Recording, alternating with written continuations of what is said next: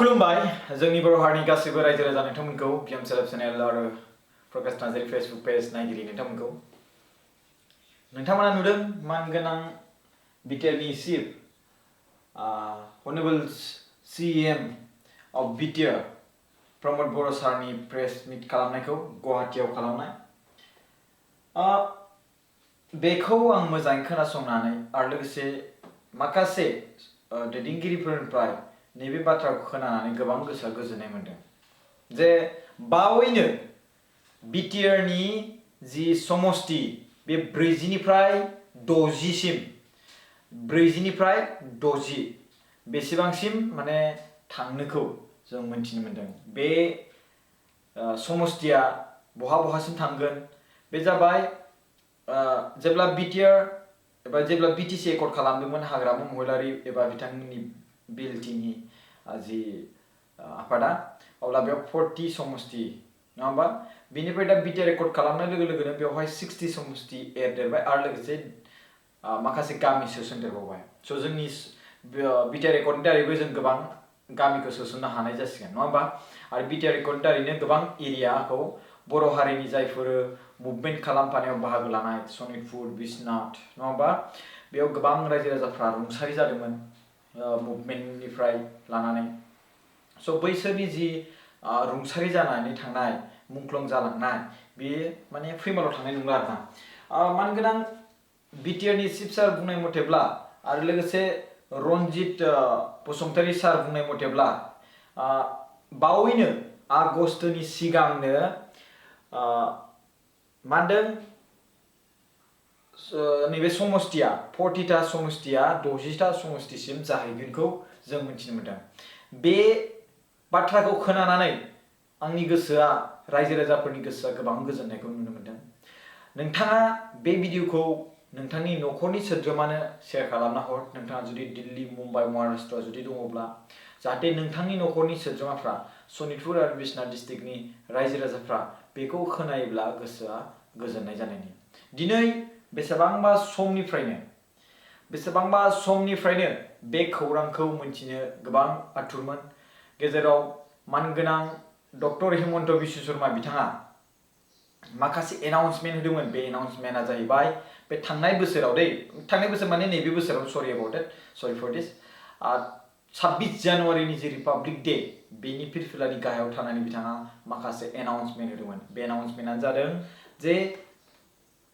बिटिआरनि जि सिमा बे सिमुलगुरि सिमहाय लागै दावखोलांसिगोन गहपुरसिम नैबे बाथ्राखौ बुंदोंमोन आरो लोगोसे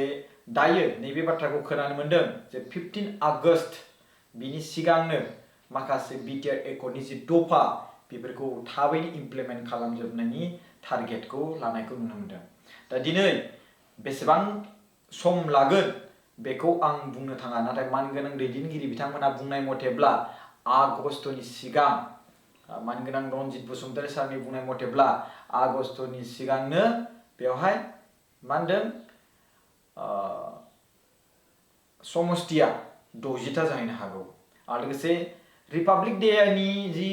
फिरफिलानि गाहायाव जे मानगोनां हिमन्त बिश्व शर्मा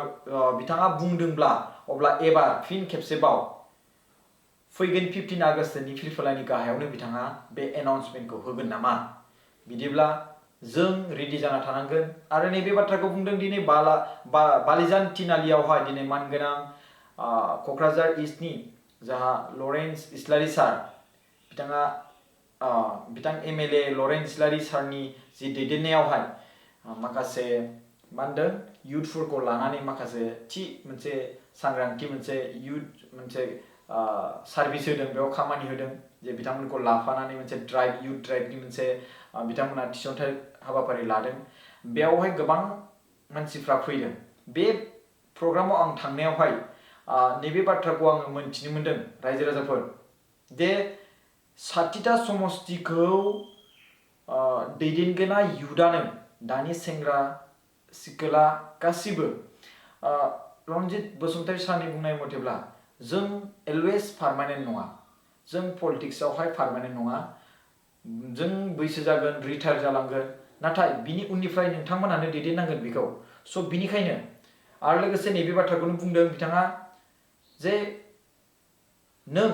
माब्लाबाबो लिडार जानो होननानै पलिटिक्सआव हाबनो नाङा नों समाजखौ सिबिनो हिसाबै समाजखौ मा होनदों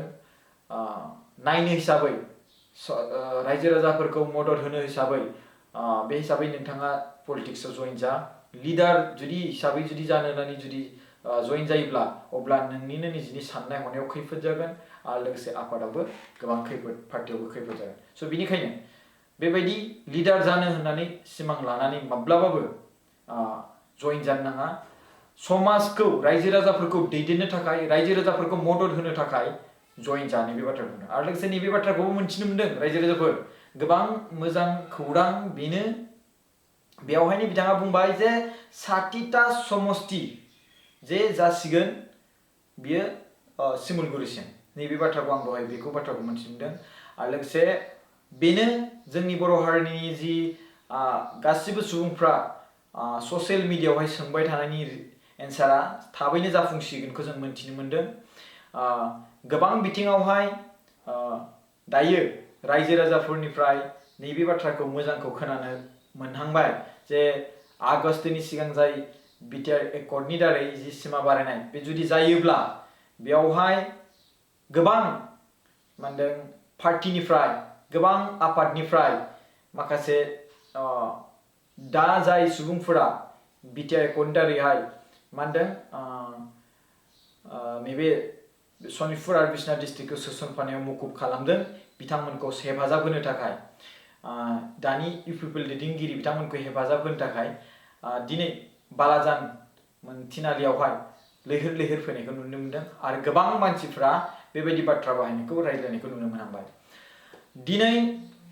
मोनथिहांनो हमदों बायदि मोनदां गोबां रायजो राजाफोरनिफ्राय जे बिथांमोनहा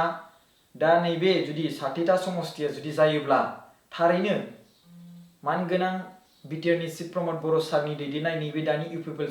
सरकारनि दैदेननाय दा इउपिपिएल पार्टिया